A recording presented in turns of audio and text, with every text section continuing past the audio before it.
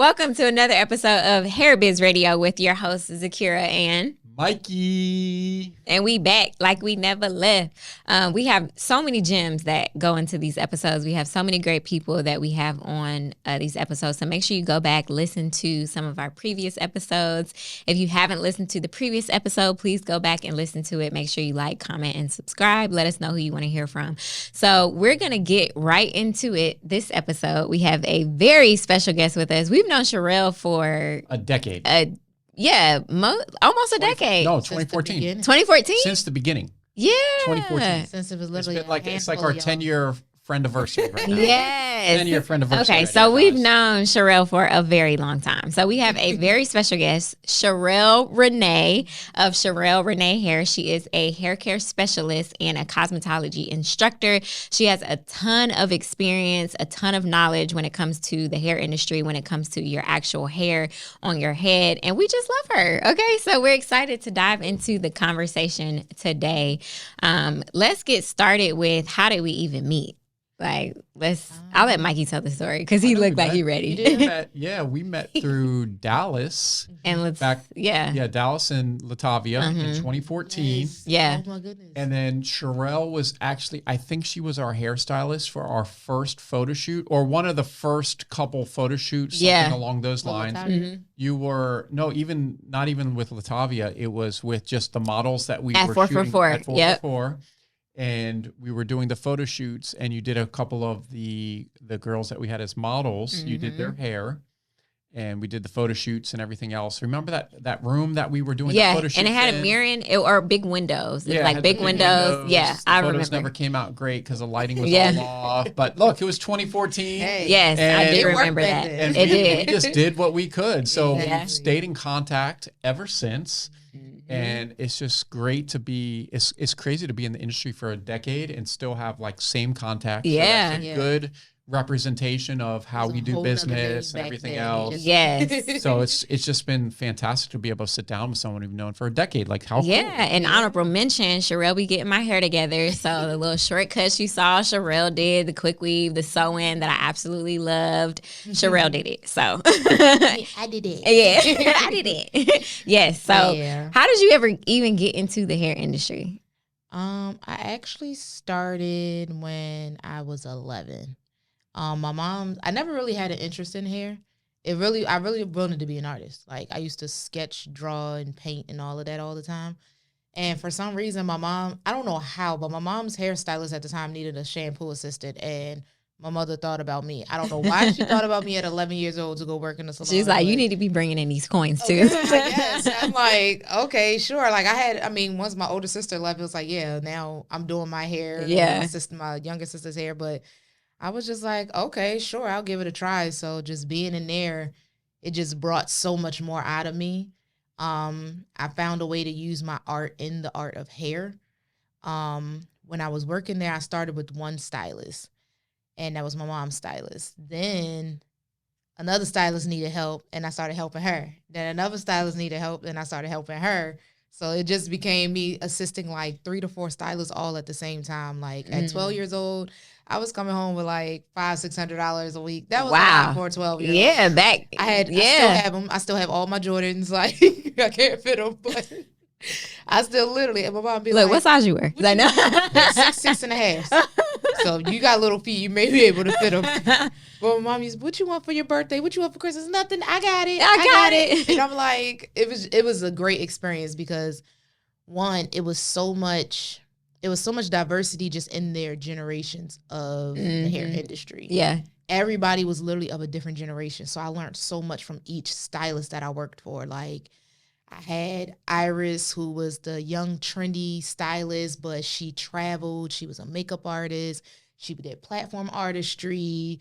She's the one that showed me, I can do more than just stand behind a chair in the salon. Yeah. I can go outside the salon, build my brand, make some money, and still do hair. Yeah. Then her sister Tamiko had this younger client. She had the mom, the aunt, the sisters, the kids, like the whole family. Yeah. My other primary stylist I worked for was Miss Blondell. You could just tell by her name that she was, she was a She was a vintage stylist. Blondell had the salt and pepper hair with the gray strip in the front. She had all the older clients. Those clients taught me so much patience. Oh, yeah. Because you know how they say, like, old people don't know what to say out their mouth, but they give them an excuse for that? Yeah. Mm-hmm. I don't like that, but it taught me so much patience because it's like, Cherelle, you a teenager, you can't cuss these old people out. Yeah, my grandmother used to say, well, she says, it costs to be the boss. And she says, I'm 80-something years old. I can say whatever the hell I want to say. And it be like, you can, but it's not okay. Like, Right. you've been there, done that. I feel like you're old enough to know better. Like, Yeah. I tell you what, I don't think I've ever met your mom in person, but when you said that when you turned 11 and she was like, you got to go to work. I'm like, dang, if I was a parent, which I'm not currently other than my cats, I think I'd be the same as your mom. I'd be like, son, you're 11. Yeah, it's time for you to get a job. It sounds like the cat's about to be working. And I'm really going to call her today and I'm going to be like, what made you like want me to go work for your stylist? Like, I don't think it was anything of her pressuring for work or anything. Like, oh, it's like, she's a businesswoman herself. So I don't know if she just wanted me to just find a good hobby that she's seen. Maybe she's seen the interest that I had. Yeah. I don't know. Maybe she wanted to make it a valuable hobby for me. Maybe she saw that you were doing art and she's like, oh, she ain't going to make any money being an artist. We got to have her do something else. And I'm starting that right now. Okay. Cutting this art stuff off right now. I mean, she wants to paint. She can paint some hair. Okay. Yeah. And I learned so much. And I stayed in that salon for 6.5 years before I went to cosmetology school. So this was in Baltimore? Mm-hmm, in Baltimore. Was. I stayed there. I was there from 11 all the way till I graduated high school. A month after graduation, I went straight to hair school. Wow. Like, I did not stop. I just kept going. Like, I knew what I wanted working in there. You know, of course, they advanced me. I learned how to work a system. That's how I learned how to work with multiple clients at one time. All right. You got somebody coming in, she sit with her conditioner. The next one come in, shampoo her. While she's sitting with her conditioner, you could be blow drying, start her style. Like, let's talk about that. Timing as a hairstylist. So, like you were saying, you learned systems back then. What are some things that you can share that will help maybe new and upcoming artists who don't necessarily understand the time, like when it comes to like you can't have 3 people coming in like 30 minutes apart and expecting for them to get out in a timely manner. Mikey looked like he want to say something, and I'm trying to form this question in a way that she's bringing this up because she's been in your seats before, and you guys are trying to do way too much, doing way too much, looking at her clock. Like, it has helped me with patience, and I did learn don't schedule nothing on a day. I gotta go get my hair done because you guys are late. Okay? I mean, literally, I've been in salons for literally 8 hours to get a silk press before. So I'm like, what are we doing? What is happening? Right. So let's get and into that is no exaggeration. Yeah. 8 hours in a salon for a silk press is wild. Takes literally it is wild. Anywhere from 1 to 3 hours. Yeah. Depending on how much hair you have, a silk press should take you to. Yeah, so let's get into it. Like, I know the girlies feel me when I say, and I do understand you cannot rush the craft.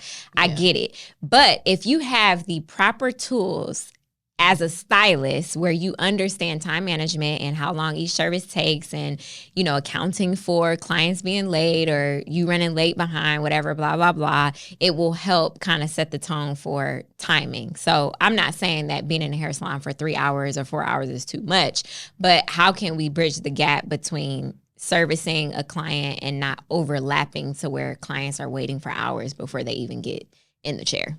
I think the first thing to do is, as the stylist, learn your timing. Learn how long it takes you to do each individual service. That's important. I know exactly how long it'll take me to do every service that I offer. And I offer literally everything. A lot. Yeah. Yeah. And I can literally go from a silk press to a weave to a lock maintenance to a color to a wig to all of this all in one day. Yeah. So you got to know how long it takes you to not just do it, but execute it. Right. You don't want to rush it. You don't want to have it.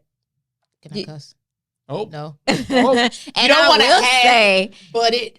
but before you say that, one thing I appreciate is I was scheduling an appointment the other day, and Cherelle was like, "Can we move your day because I have color before you, and I want to make sure my timing is right." Yeah. So that's important. Like, and I know the girls gonna tussle with me. They might tussle, but it's okay because we gonna talk about this. Cherelle's like, can we cuss? I was like, I did have Shekinah on this episode just a few ago. So Yeah. not at all. I mean, it wasn't bad. I was just, I was like, dang, what other way could I say half-assed? But yeah, you just, at first, as the artist yourself, you learn your timing. Know how long it takes you to do this primary service. Mm-hmm. Keep in mind that if someone does ask for additional services, if anyone has longer length hair, thicker hair, have an idea of what you're preparing for so you know your timing. Yeah. So the example like you used with that client, she's a new client. I serviced her once before. This was her first color service. I know how her hair functions, but I know how her hair functions with color. Right. So I wanted to make sure I had enough time to at least almost finished her hair Right. before you come in. Yeah. Like if you come in, I don't want you waiting. That's actually a part of my salon policy. Although I do have a late fee, I also have a courtesy discount that I give to clients when I'm running behind, because if I run behind, I'm putting everybody after you behind. Yeah. Whether that's running behind for myself or running behind from a client being late, which honestly, if I'm ever running behind, most likely it's always been a client. It's never really been me. I can take accountability when it's me, but when them first couple clients in the morning are late, it will put your entire day behind. Yeah. And I have to really let these women understand, like, listen, your late fee is literally paying the next client for you inconveniencing her time. So it's like, let me make sure that I have time to at least be, even if I'm not finished, just like I give my clients a grace period with being late, which is anywhere from like 15 to 20 minutes, I give myself a grace period too.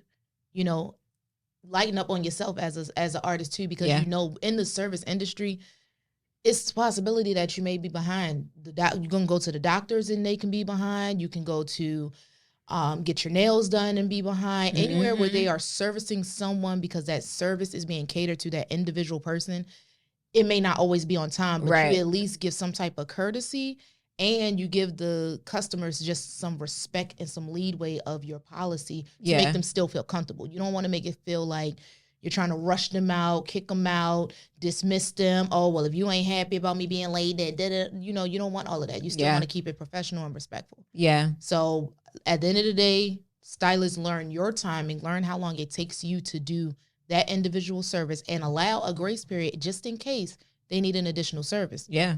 Or make sure you aware your clients when you book your appointment if you're interested in another service. Because I've had clients like, I don't know if I need a trim or not, but I'll wait till I get there. But I'm glad you told me, because then that lets me know ahead of time, like, Oh, yeah. I may need additional time with her. So it gives me an idea, instead of her waiting till I get there, almost finish her hair. She's like, oh, by the way, can I get a trim? And I'm like, my client's about to walk in, so and then as artists, we try to satisfy all the clients. We want to satisfy your needs. We want to, some do it for the money. I genuinely love what I do. So if you're like, I need this, and especially if it's something that you truly need, I'm gonna try to give it to you.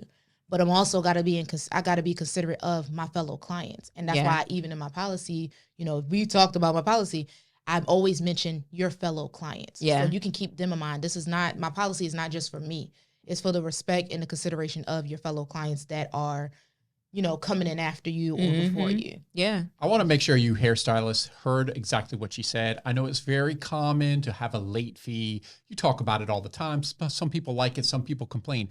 But Cherelle offers a courtesy fee. That is if important. She is running late. She is giving you a discount. So if you're coming in, you sat there longer than you should, she is giving you a discount on your service. I think a lot of hairstylists should take note of what Cherelle just said and possibly implement that. So you're taking the late fee from someone else and you're basically giving it to that next client because they have been inconvenienced. That's game changer right there. That's exactly what it does. And when I break it down to some clients, they're like, they don't really get it. And I'm like, you're paying them for you being behind. Yeah. Basically. That's important. I don't get it. If you're 20 minutes late, your late fee is $10 and you come in for a silk press after her, and honestly, my courtesy discount is 10%.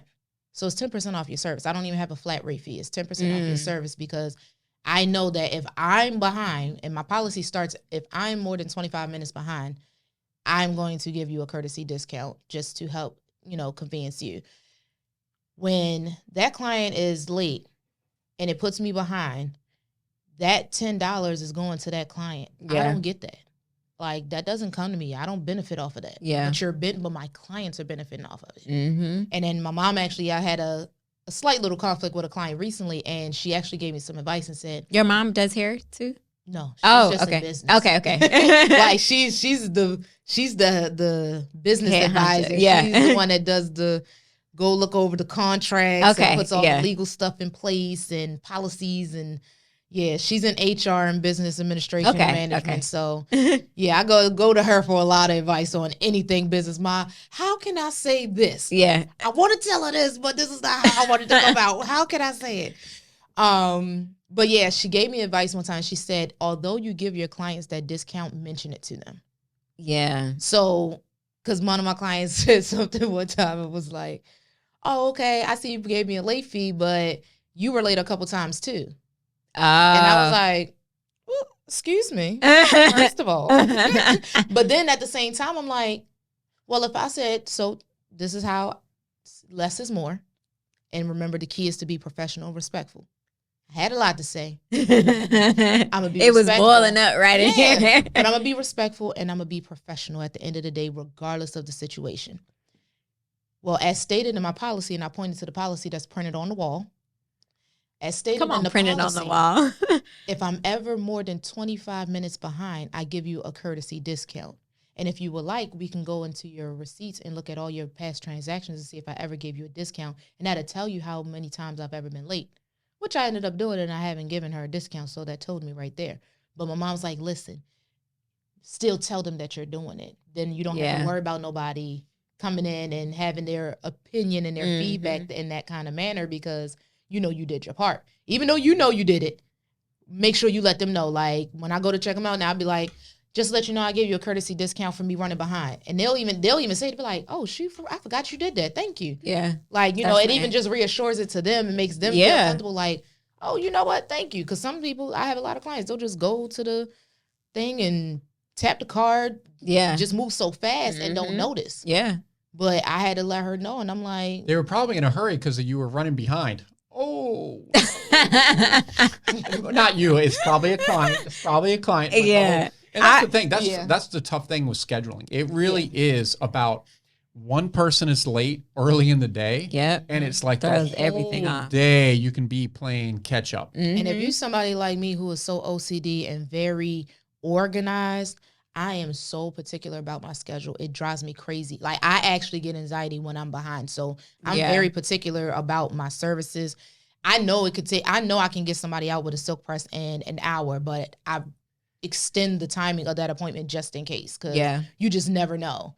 She can come in with her hair tangled all over her head. Now that's an additional 30 minutes to that appointment, because now I got to pre-detangle and prep you before I even take you to the shampoo bowl. So, I just allow that timing just in case. And that makes me feel better, but it also makes the client feel better, because now she's made an appointment for something that says 2 hours and she's expecting 2 hours, when if I get her out sooner than 2 hours, she's going to feel really comfortable, because she's like, oh, shoot, okay, so I'm not in here that long. Yeah. But at the end of the day, business, regardless of the business, it's about just healthy communication. And courtesy.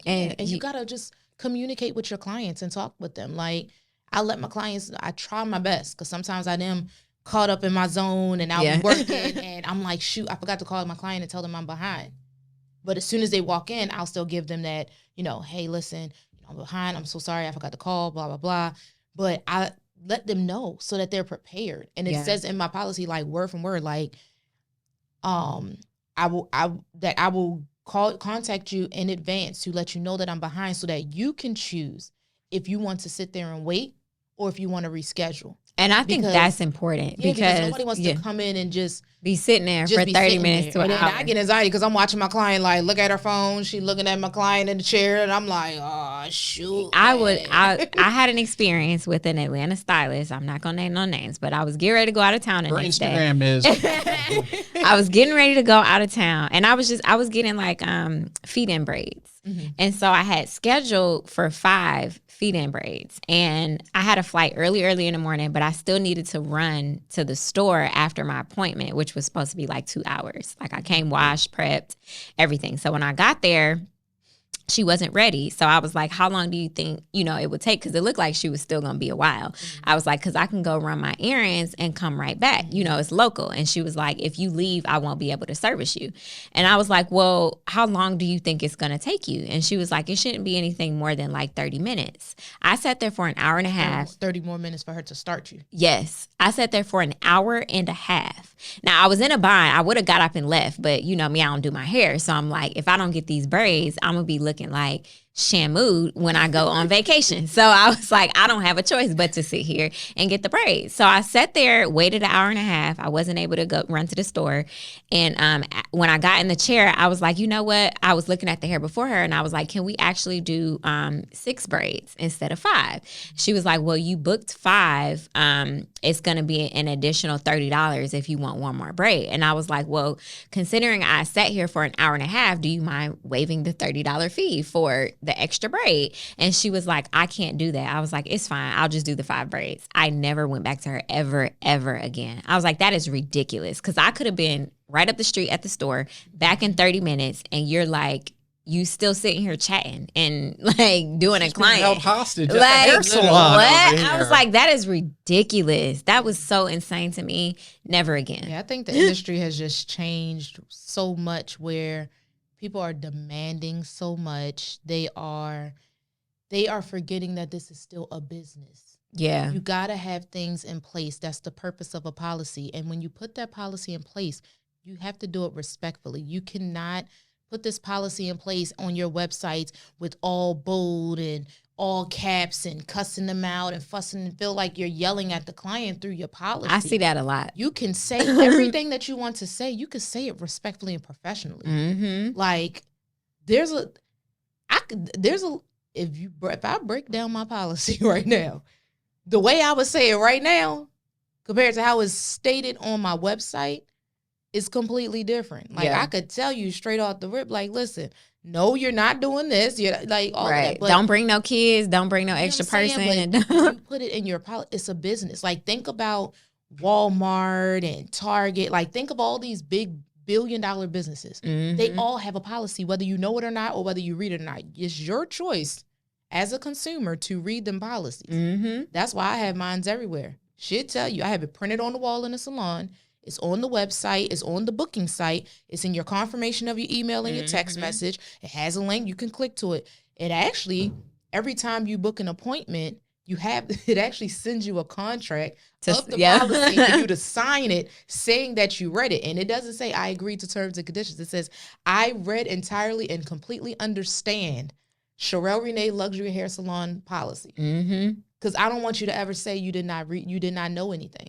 The key to it is awareness. As long as your customers and your consumers are aware of how you run your business and how your business operates, you'll be good. Yeah. That's how you protect yourself as a business. But if they don't know these things, like you can't expect it.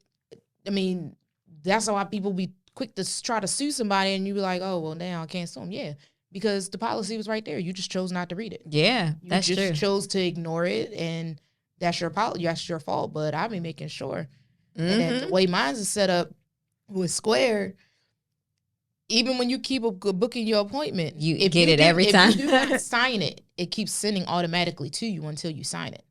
So I don't have to do anything. I had a client think that I actually intentionally sent it to her because of this whole late thing that happened in the salon with me and her. And she's like, well, I thought it was, I'm like very offended that you would send me this contract afterwards. And I'm like, I didn't send you anything. It's an updated system. Yeah, I'm like, this is automatic. If you did not sign it the first 2 times you made an appointment with me, it's going to keep resending. So I literally, less is more, respectful, professional.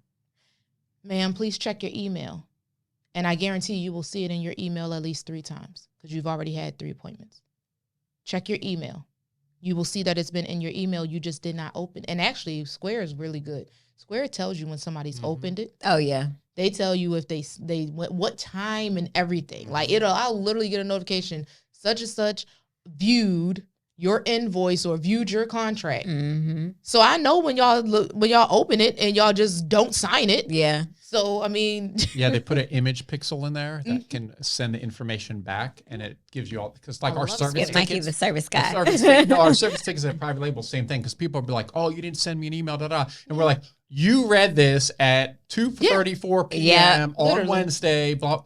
Oh yeah, I thought it was like this other company I ordered from. Okay, I use that too with a HoneyBook. They have it to where you can see when somebody's like, "I didn't get the email you sent." I'm like, I go back and be like, "You opened it on October the 2nd. Like I can resend it, but you definitely got it. Read it, but you opened it. Yeah, you click that. You click this as a unread message. You click that. Yeah, yep. And you chose to read what you wanted to read.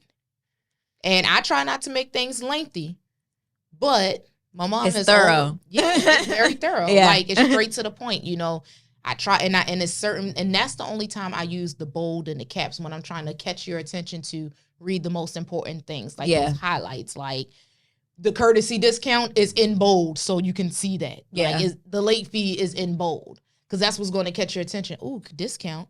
Mm-hmm. Yeah, so you're gonna go read that one. Yeah, you know, now people are gonna be checking to see like, okay, she on time. Listen, and I'll do it, but that's why I said I have to have a habit of mentioning it now. Yeah, I've always done it, but I don't mention it to the clients when I'm checking them out. I just give it to them and they'll just pay, and they don't even know they're getting a discount. So when it comes to situations like that client, it was like, well, I gave it to you if I am late. Yeah, but this client had no room to talk because she was an hour late.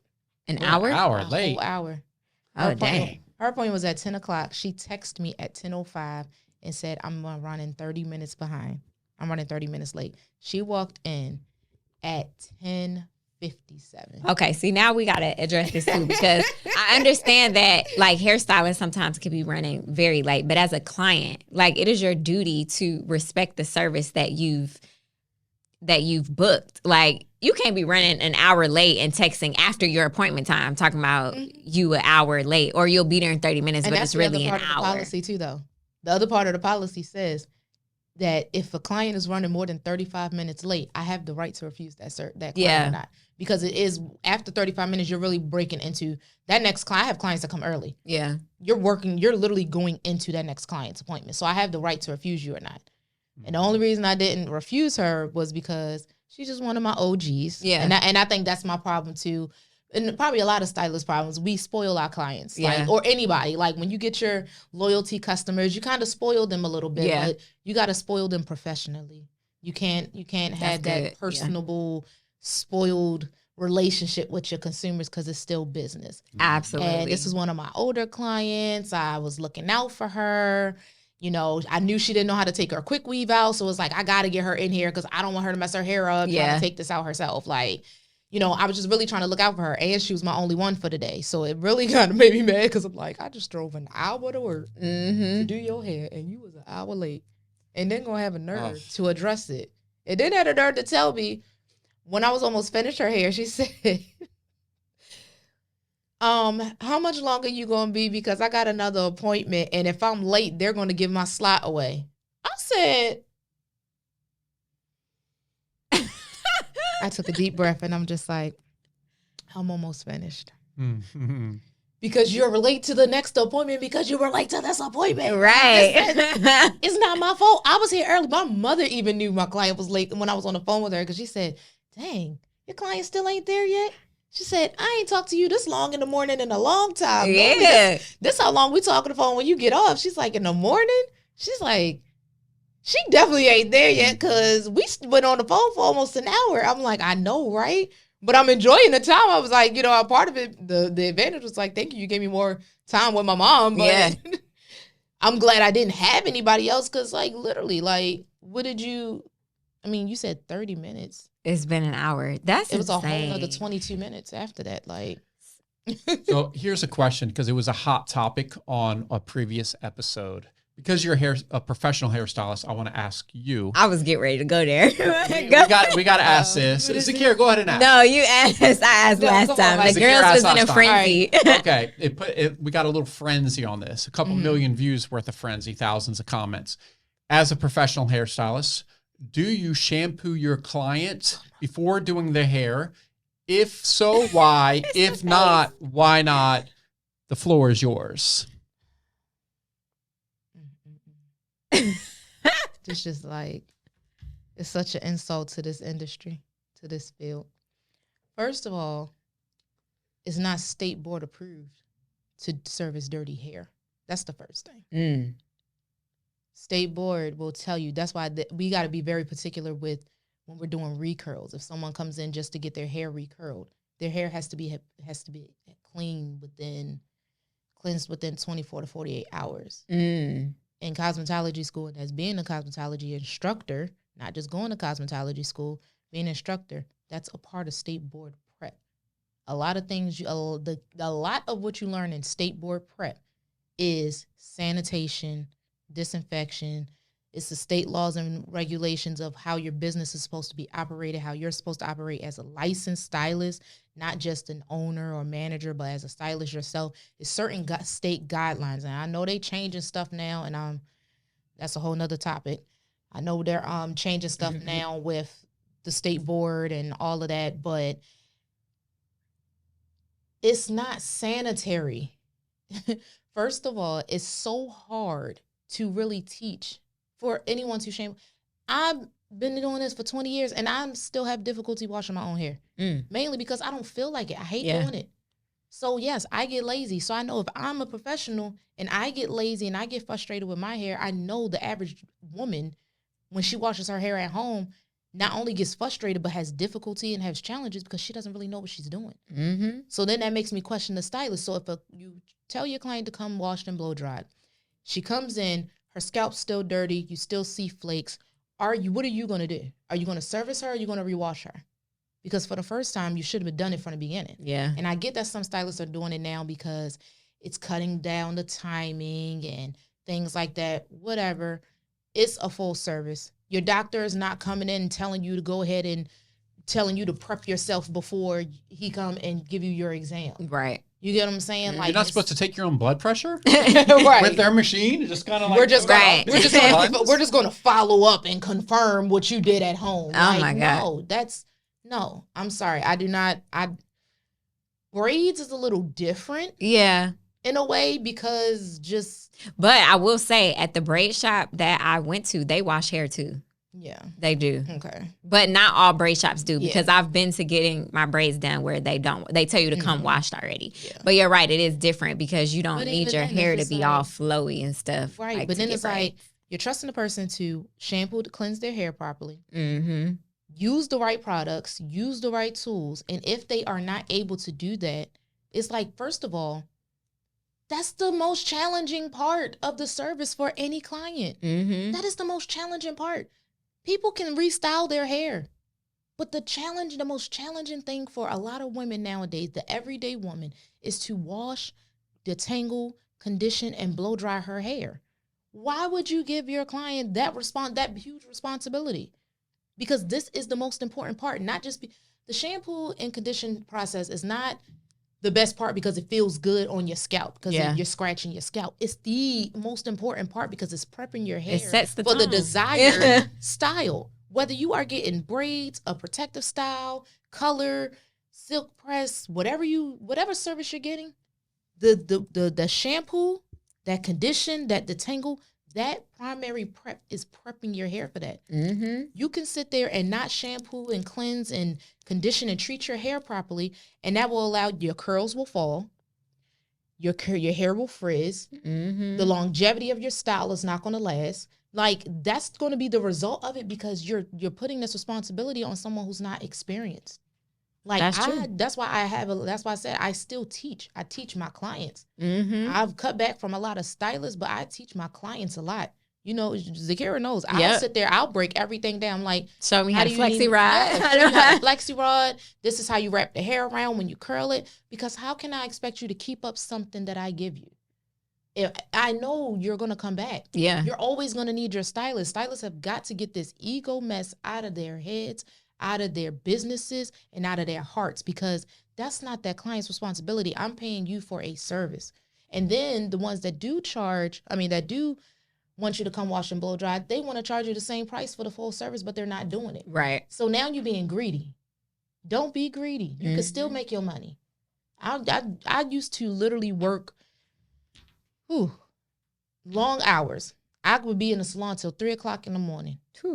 And literally taking client after client after client after client, and not for no money, just because I take a client if she want to come. But now I can make the same amount of money with less clients. And it's not about charging these huge prices to make that money. It's about valuing that time and that client, giving her what she needs. Every day, she may not need that every time she comes, but giving her what her hair desires, what her hair needs. Yeah. In order for it to last, for you to execute the desired style or service, and for her to actually come back and want to come back. Right. There's a lot of clients that are going to stylists and, yeah, I like my hair, but they're not happy with their experience. Give your clients an experience. Make sure that it's clean in there. Make sure that they're comfortable. Shoot, I have the TV on all the time. I'd be like, y'all want to watch anything? Like, I just be playing stuff. They'd be like, oh, well, what you watching? Oh, can we watch this? One of the times my client, I was like, dang, I can't watch this episode because my boyfriend be like, he going to be mad if I watch this new episode before him. It was BMF. And I'm like, I can't watch this. She's like, but I need to catch up. And I'm like, shoot, all right. I just can't pay attention. But you do, you create the environment for your client. And that's also where the quality and the value of your pricing comes from. Yeah. The pricing is not just for the service. Is the location easy to find? Do they have to pay for parking? Or is it a long walk to you? Is it, is it clean? Is it professional? How are they talking? Like everything, like all of this falls into your pricing, your demographics. Yeah. Because if you're not in that certain area, if you down there in the hood, you know what I'm saying? Like versus being where I'm at, being in perimeter. I'm right directly across the street from the mall. Yeah. That is a high demand, high traffic area. I should be charging more, but I'm comfortable where I'm at right now. Yeah. But that area compared to an area off like down deep in the city somewhere.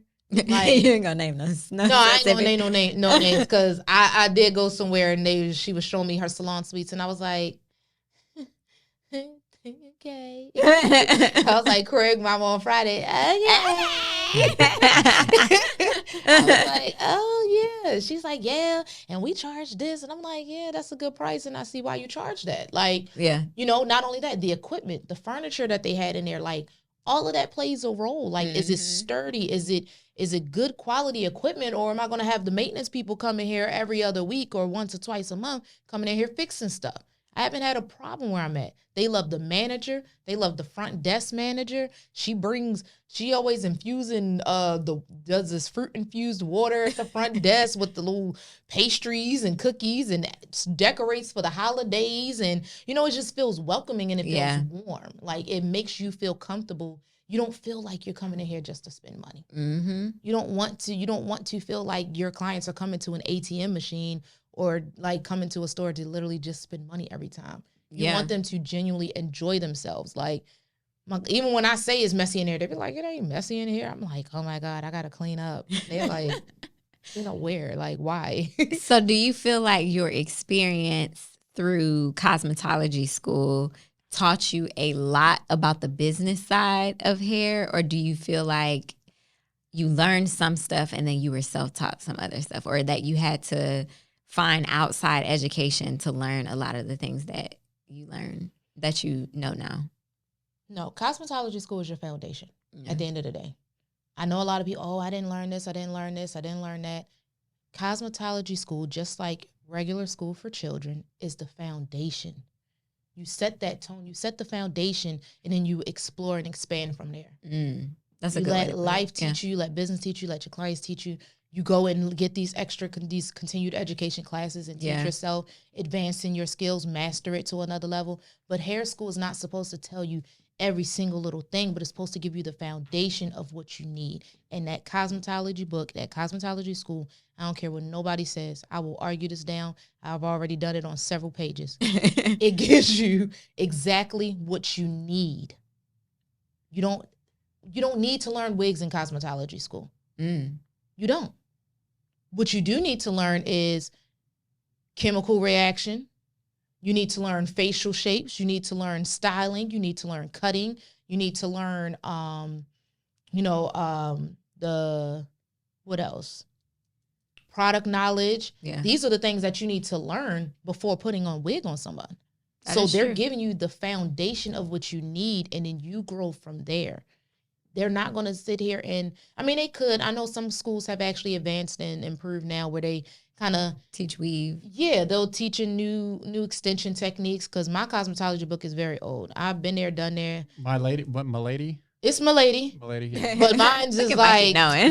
since I've been in I know a few cosmetology, things. since I've been in cosmetology school, they made at least 3 to 4 versions of that book. Since Oh, I'm then. sure. Yeah, it always has to be updated. Like I literally was in cosmetology school in 2008. Yeah. That's how long I've been doing this. Oh, wow. I'm not new to this. Like I've literally been licensed for well over 10 years. Like Yeah. I'm not a new. I know I'm young. I know I look younger than I am, but because a lot of people would think I'm just like, just one.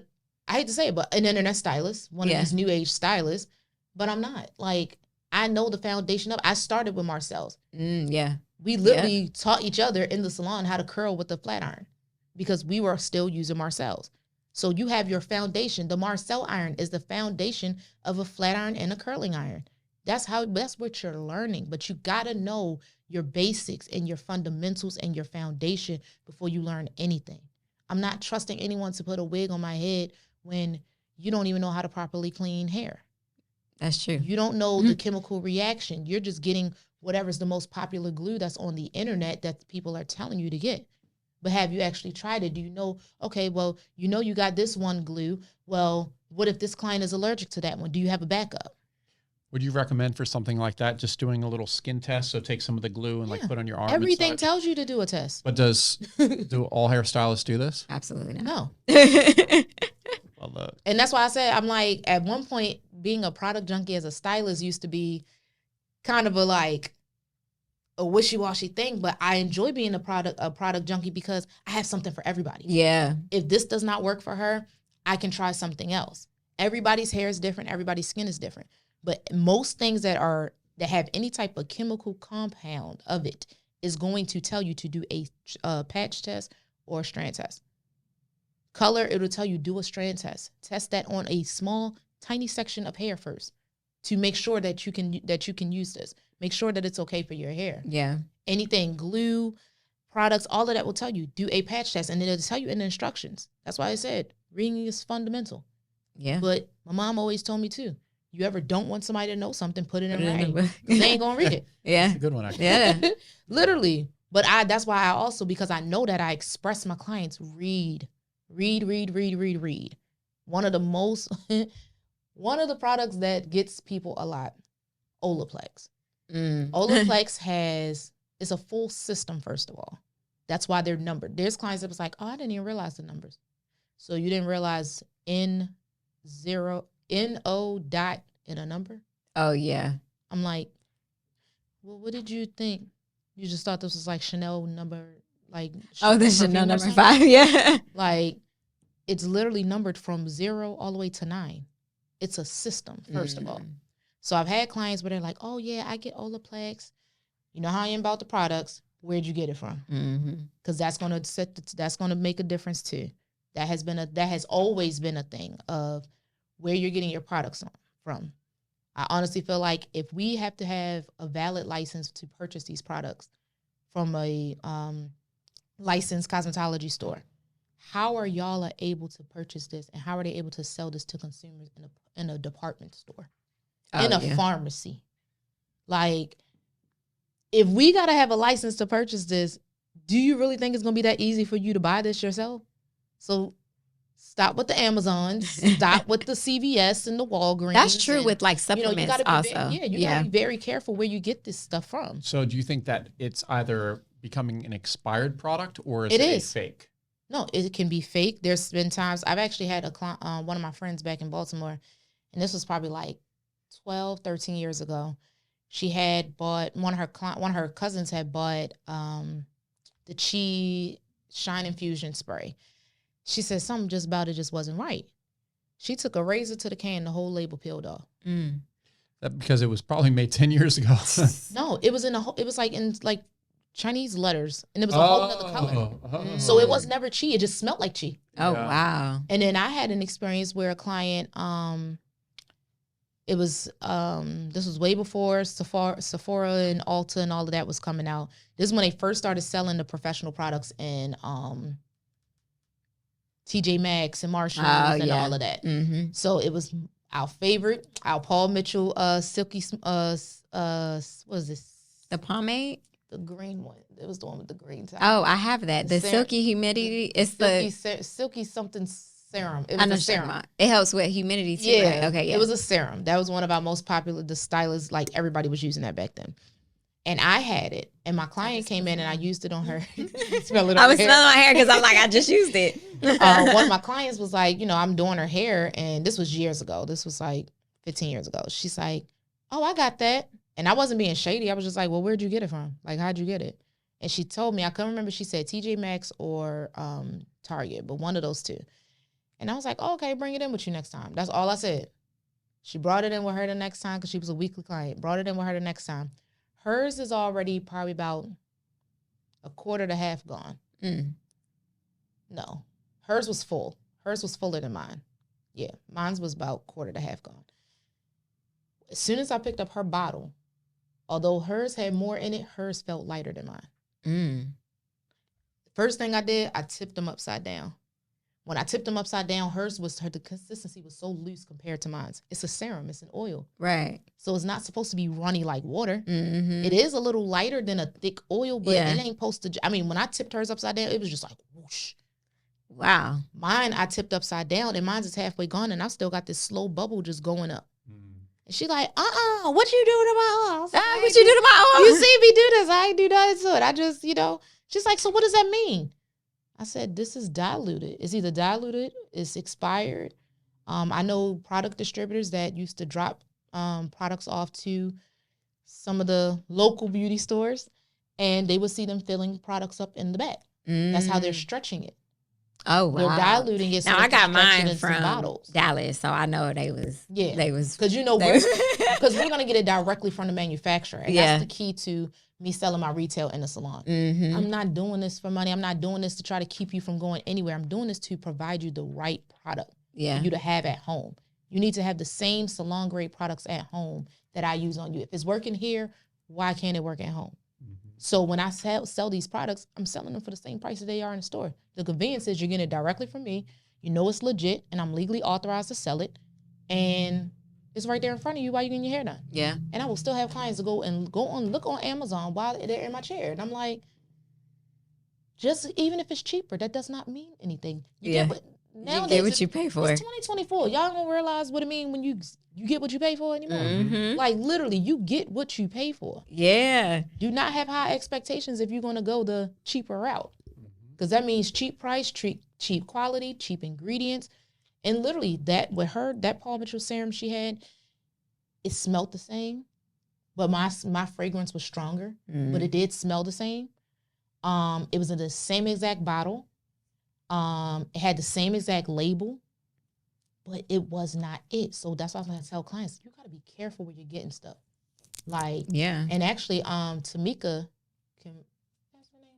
Hair Diagram? Yeah, Tamika Gibson. Yeah, she can vouch for that because when she put her product out, when she first had Bold Hold, they were selling it in all these random beauty stores. And that's why I always tell clients, go to the manufacturer's website, no matter what it is, whether it's hair product, food product, whatever it is. Manufacturers will tell you on their website where to purchase their product. Oh, yeah. Where it says where to buy, I'm telling you where to buy my product because I sold my product to this company. Mm-hmm. They are authorized to sell my product. So she tell you, go to my website and look at where to buy. It'll tell you every hair store that she sent her product to.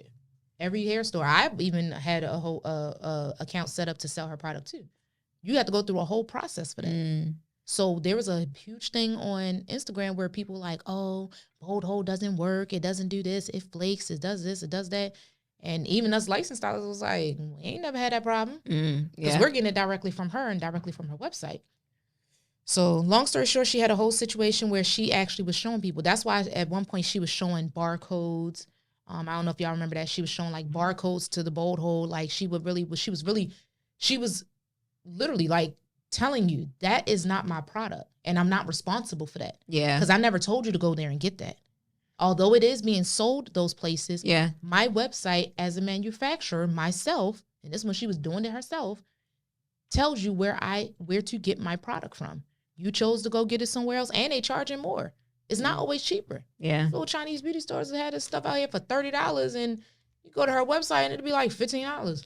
Yeah, I was actually at a store recently within the last couple of months, and I was like, does this place really sell the real bold hold? So I took a photo of it and I texted Tamika. I was like, hey, Tamika, I'm at this location. Here's the name, blah, blah, blah. I don't know if this is legit or not. And she's like, let me look it up. Oh, yeah, it's legit. I was like, okay, cool. Just look it up. No, for real, because you got to make sure. Yeah. Like there's a lot. And it's so easy now. Like the access to these things are so easy now. Like you have to be very, very careful. Because that is the reason why you're not getting the result that you think you want. Yeah. You know, the result that you desire, the result that we're giving you in the salon. And you're like, it's not working. I don't like this for my hair. And I'm like, well, you like it when I use it on your hair. So what's the difference? Right. Like, and that's what made me start asking clients. The first thing I'll ask them, where'd you get it from? Mm-hmm. Like that's my first question, no matter what it is. Where'd you get it from? Because that's going to be the start of everything. Yeah, because I think I actually did purchase some chi before from TJ Maxx. This was like years ago, and I don't know if it was real or not, but it worked. And honestly, you probably could have got a better result than what you got if it wasn't. Yeah. I mean, now some places, like, that's why, I really started with, when I started with Paul Mitchell, it was like, we actually had a hotline. We have a hotline that you can call if you ever see the product being sold somewhere without an authorization sign. So Paul Mitchell is actually... They have to have an authorization sign saying that that store is legally authorized to sell that product. It may not be like right underneath the product, but it has to be somewhere visible, somewhere in that store saying that they're authorized to sell that product. That's what made me really value the product. Like, okay, now I'm tapping in. Now I'm seeing real professional grade, salon grade products. You have to be legally authorized to sell this stuff. So you got to be careful. And that's why when clients talk about allergic reactions and irritation and, oh, this didn't work, or it was too heavy. I'm like, well, where are you getting it from? That's why I'll tell clients, if I ain't got it, I tell them, go to Ulta. Yeah.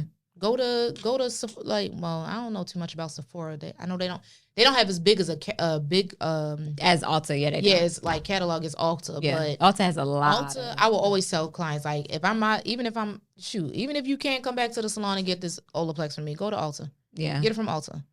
And I'm gonna be honest, I'm probably like $2 cheaper, but if you want to pay them extra dollars, then go on ahead. Yeah, I ain't about to argue with you. But just know it's here when you're ready. Right. So when it comes down to being a stylist, I know you started off in a salon at 11, and then you went and worked at other salons, and then transitioned into being on your own. What was that? What do you think prepared you to go from a salon atmosphere to an individual suite atmosphere? Honestly.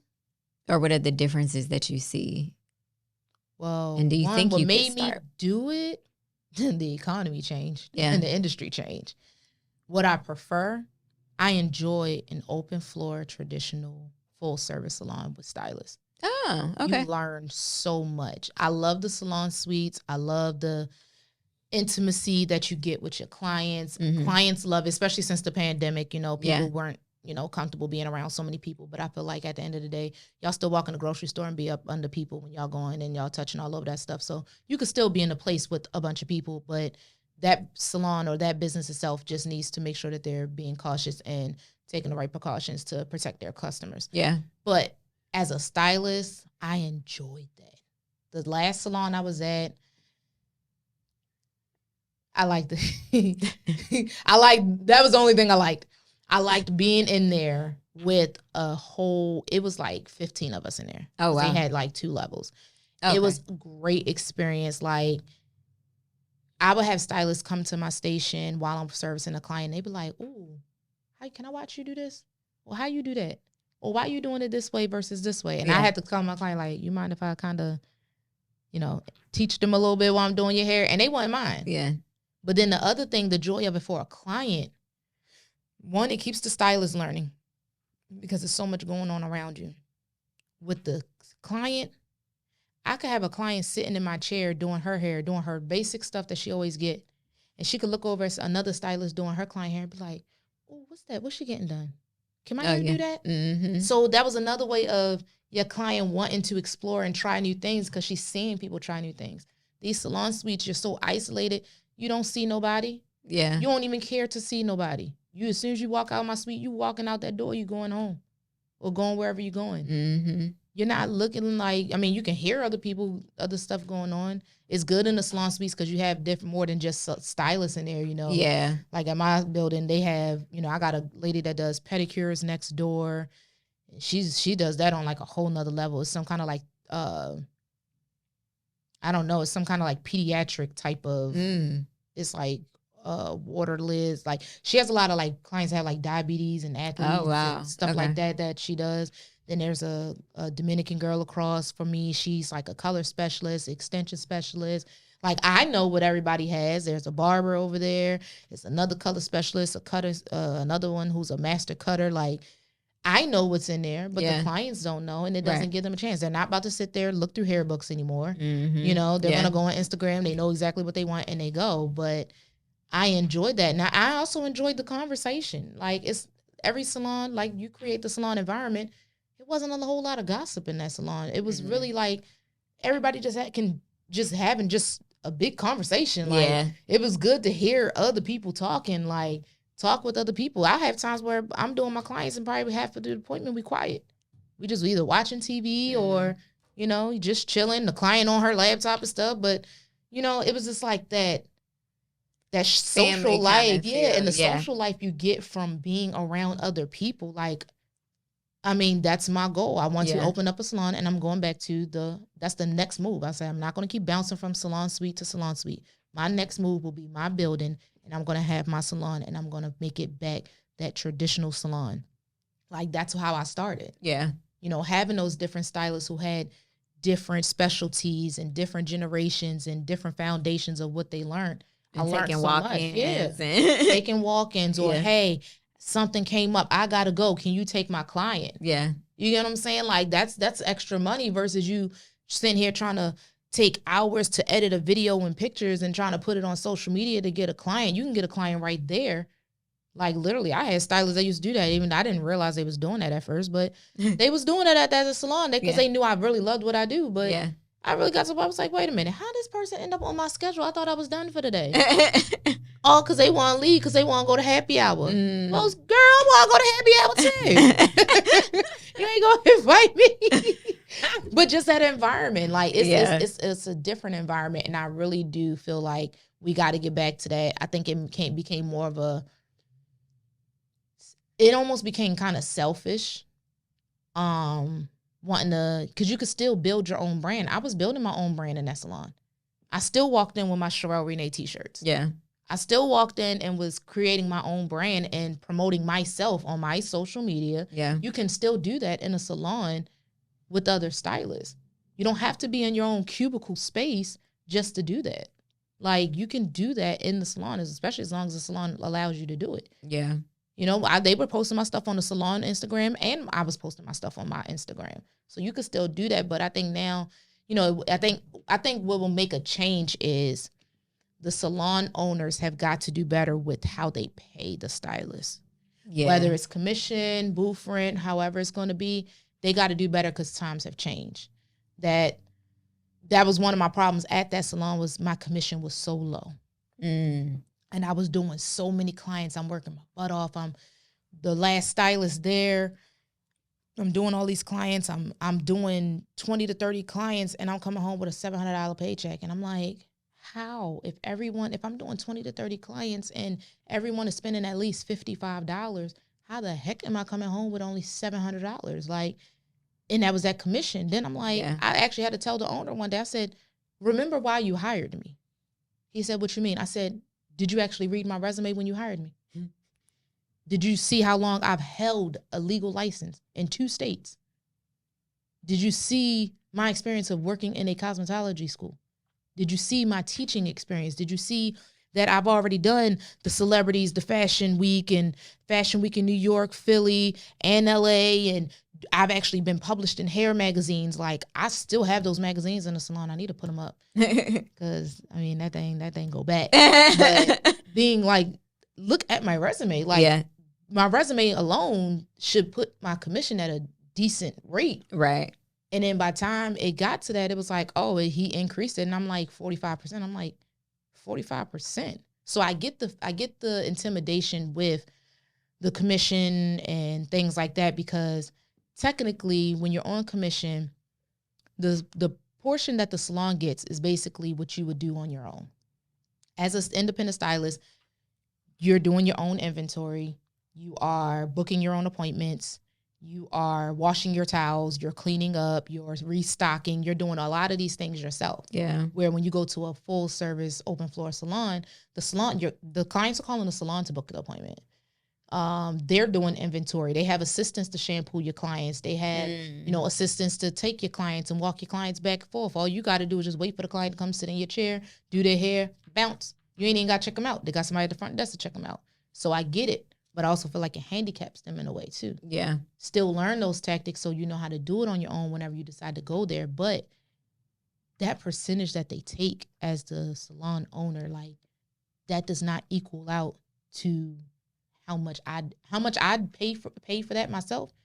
That's not that much in that percentage. Like, it ain't that much. Like, I know how much I spend on products. I know how I use my products. You taking 55% of my money is nowhere near how much I pay on my own to do this. And you're taking this from every individual stylist that works there. So I think just owners probably have to find a way to really make it make sense now that everything has changed. Hair is a lot more trendy now. We want so much more now. Mm-hmm. So we got to find ways to make sure that it's worth it, or get back to booth rent. Just like we're paying rent for our salon suites. Yeah. Pay your booth rent. And I mean, that's actually the salon that I started at 11. Like, they all just paid booth rent. They all had their own book. There was no receptionist. They had their own book. They had their own name, their own brand on their aprons. And it was literally 6 stylists in there. Everybody had their own clientele. Everybody had their own everything. You just paid your booth rent. You come, you work. You was a family. You had a social life. Your clients was interested. You work as a team. And that's it. Everybody had their own towels. Everybody had their own inventory, their own cabinets with their own products. So, I mean, if it takes that, hey, do that. I think it's the commission thing that, in a way, because sometimes kind of shies people away from wanting to do it. But I just feel like that could make the difference. The owners have got to do better with how they pay the stylists to get them back in that salon setting, because it's always a teaching moment. It's always like you can grow as a stylist when you have someone right there next to you, watching, that you can watch. If I ain't got no client, I could literally just sit there and just watch everybody else do hair. And I wasn't bored. I didn't feel bored. Like, now, when I don't have no client, I go home. Literally, I go home and I wait till my son get out of daycare and go pick him up. Yeah. I don't do anything. Yeah. I mean, it does give me time back in my personal life, but it's like, I could be sharpening some skills. I could be asking her something. I could just. And you're an extrovert. So I feel like you like people. Like, you like to be around people. I'll say more, Yeah. Both, but more, more extroverted than introverted, definitely. Because you always hosting something too. So you love people. I do. I do. Yeah. I'm shy, but like, when I'm there, and especially when I'm in my element, I really enjoy, like. Definitely. Yeah. The last thing I want to hit on is color. So we have a lot of DIYers who, nothing against DIYers, because I feel like sometimes people want to get their creative stuff out, and the best way for them to do it is at home. Mm-hmm. So, but I know hairstylists be kind of like, no, do not put no box color on your hair. So let's just talk about color, box color for a second. And what do you think about box colors and individuals who are not licensed cosmetologists who like to color their own hair? What are like the benefits, and then maybe the pros and the cons of doing that in an unbiased? way. I'm trying to think of how to say this. Some things just should not be done at home. That's going to sum it all up. There's just certain things that just should not be done at home. Leave to professionals. When you see on the back of a product that says professional use only, leave it at that and just let somebody do it. If you got to wait a few weeks till you get the money to let a professional do it, let a professional do it. If you got to take time to find the right professional to do it and do it right, just do it. Certain things just should not be done at home. First of all, when it comes to color, you cannot see the top of your head to properly distribute color throughout your head. When clients do their own color at home and they come back in the salon, you know how blotchy and spotty that color is? I can only imagine. Literally, I'm looking at the top of your head. I don't do my own color. Like, that's why I used to beg Dallas to do my color all the time. I'm like, come on, you know I can't do it. Yeah. If it's like something right here in the front, yeah. When I was blonde and orange, I could do my blonde, but I could not do my orange. I could not make sure that, one, I was putting it where it belonged, wasn't overlapping, making sure that it's processing evenly. Like, you got to look and make sure, like, all right, just because it says let it sit for 20 to 30 minutes, but who says that you got it through evenly throughout your hair for it to be even rinsed out? So are there absolutely no box colors that if I don't someone recommend anything. First of all, box color is like hell to a real stylist. If you say box color, all of us are going to roll our eyes. Like, for real. Like, it's going to be like, okay. So it's basically just not even a conversation that we need to tackle, because if you want to get color, reach out to a licensed stylist. Yes. It's a chemical. Yeah. Especially anything that's a chemical, you let a professional do that. I mean, I can understand that. I'm going to tell you how to tie your hair up. I'm going to tell you how to restyle it, but I'm not about to teach you how to color your hair at home. I don't care if it's a rinse. Because I've had plenty of clients say they had allergic reactions to literally just a rinse. Now, I'm not going to front. I have used the rinses that are in like the little brown bottles with the black top or maybe the brown top to get my hair. And then y'all come back and say, oh, I want blonde. And now we got to sit here and lift all this nasty old cheap color out your hair. Look at 3 different colors underneath just to get you to where we want. And that's when you come in and you end up paying more. Yeah. Spending more time, spending more money. To get it fixed. Just for us to fix it. If you are going to do it, just call a licensed stylist and ask them first. Yeah. I tell my clients, before you do anything at home, always call me. I don't be wanting to bug you. Bug me. You bug your doctor if you got a question about your health. Yeah. I am your health, your hair health. Like, I'm your hair doctor. Yeah. If you want to do something at home yourself, I don't care if it was to recurl it. Ask me. Yeah. Call me and be like, hey, I want to do this. What can I use? I will tell you what to. I can only speak for myself. Yeah. But I will answer and I will tell you. I'd rather you take the time out and at least come to me and for me to direct you in the right direction than for you to go do something and then come to me and I gotta fix it. That is true. To be honest, I love what I do, but I hate fixing stuff like that. Yeah. Because it could have been prevented. Yeah. I don't want to keep fixing. I want to continue your healthy hair care journey. I don't want to keep starting over. Yeah. And I got to keep starting over because you decide to go do everything yourself. Like, you could do it yourself, but ask me first. Just get a little advice before you do it. You go to Google first. So why you ain't call me? So y'all got to leave the box colors alone. Yes, basically, leave the box colors alone. Leave all the color alone. So are you accepting new clients now? I'm always accepting new clients. Okay, so make sure you guys, one thing that I did want you to touch on is the Healthy Hair Club that you have for clients. And all your clients are in the Healthy Hair Club, but kind of explain what that is and how that sets you apart from other stylists. The Healthy Hair Care Club is a membership. The membership is for anyone who ever wants to join. With that, you get unlimited trims, because I was trying to think of something that I can really offer that clients need. That's a necessity, but I wasn't chipping my pockets. But then at the same time, pushes clients to get what they need. Right. Because that is something a lot of clients will hold off on. I'll wait till next time. I'll wait till next time. I'll wait till next time. And that next time, now you need a haircut. So that's something that is very important to the client's hair, but also keeps them on track with it. Like, if you got this membership and you like, oh shoot, I need a trim. Girl, you know you get your trims. Oh shoot. You know what? Go ahead and dust them ends. Go ahead and trim my hair. You know, you feel a little bit more comfortable for it. So you get unlimited trims. You get discounts on products.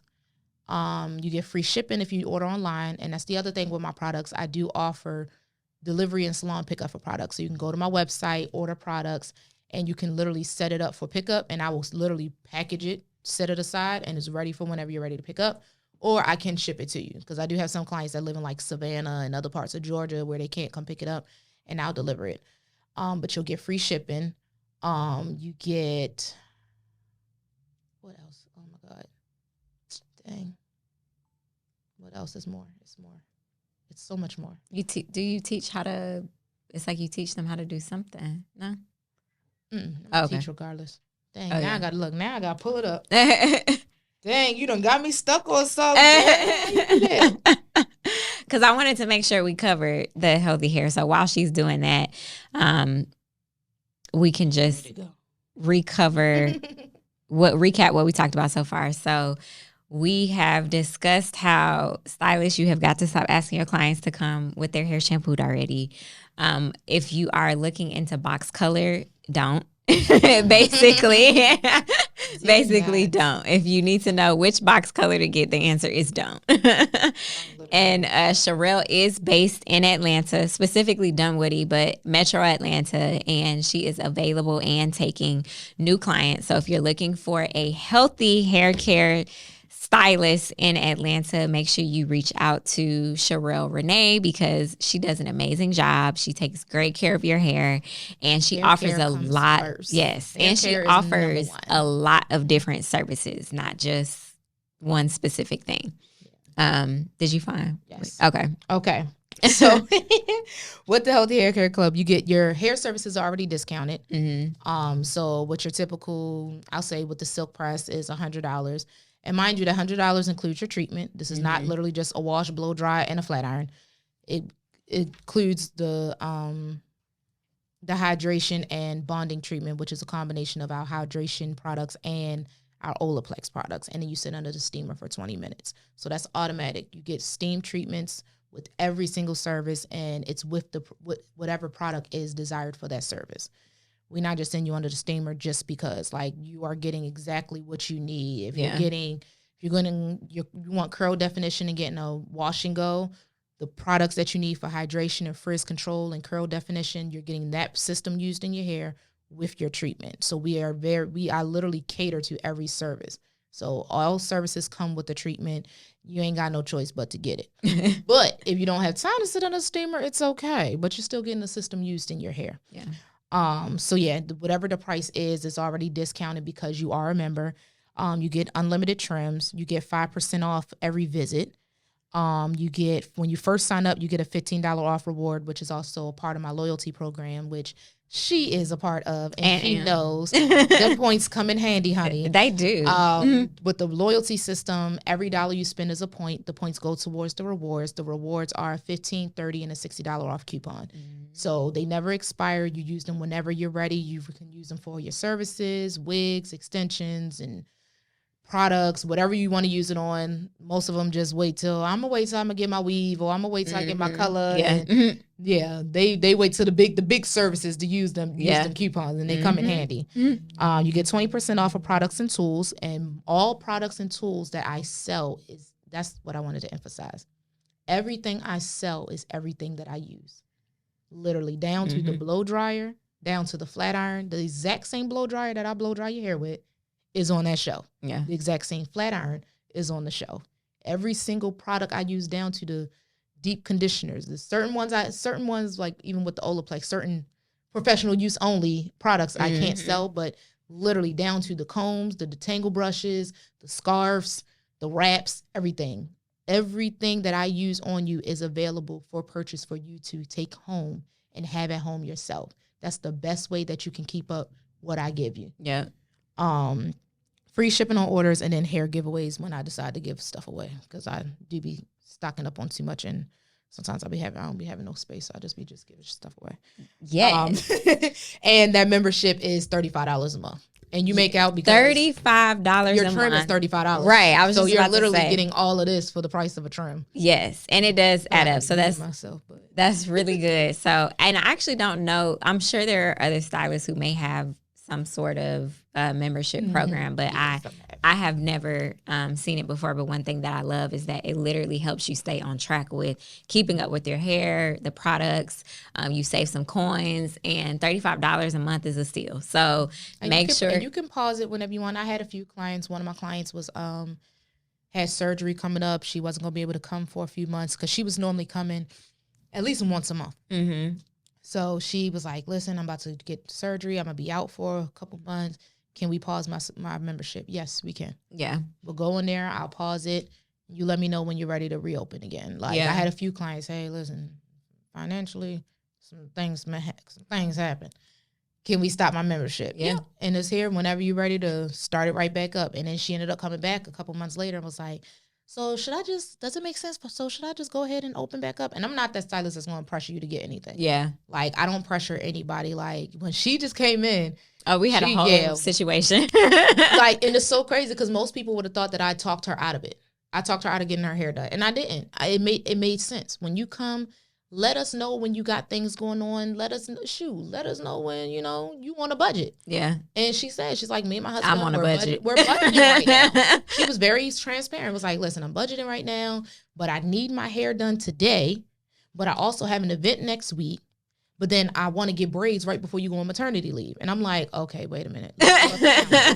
Let's make this make sense. What is going to be best for her, not best for my pockets? And I'm in a personal financial situation where I could have sat there and did everything she wanted that day and took her money. But it wasn't about the money. As much as I needed it, it wasn't about the money. It's what's going to best benefit her. Yeah. So that's when I'm like, listen, because what was you originally supposed to get? Finger waves. Yeah, she's supposed to get the soft waves and all of that, but the event wasn't for another week. Mm-hmm. So I'm like, okay, well, I know you're not too handsy with holding your hair up. I'm not handsy at all with my hair. Okay, well, I was trying to be nice. No. You're not handsy at all. She's not that skillful, hands-on with keeping her hair up. Right. Certain styles, especially a style that she doesn't normally get. Mm-hmm. So I told her, I said, you know what? The waves can last you, but I can't guarantee that they'll last you. Right. But what can last you? Yeah. So we started talking about different services, and that's when we just, honestly, long story short, we got to the point we just decided to do braids. Mm-hmm. Because I'm like, what's going to help her last longer? And then at the same time, she's like, I'm trying to budget, but I'm also trying to be in a time frame of you going out for maternity leave and taking your break. Right. So we ended up coming to the conclusion, you know what? Take your sewing out. Get your express therapy, get your wash, your treatment, your trim, get everything you need before you get these braids. Get your braids, and then she'll be good while I'm on maternity leave. Yeah. She ended up saving so much more money. At least. Because she was talking about, oh, well, get my waves this week, and then I can come next time, and I can get a sew-in. And then I'm like, by the time you do all of that, I had to keep reminding her, you just said you and your husband on a budget. Mm-hmm. For whatever reason, y'all budgeting. So let's stay within your budget. Yeah. I offer so many services, you can budget. Like, you can choose. You don't have to get. Yeah.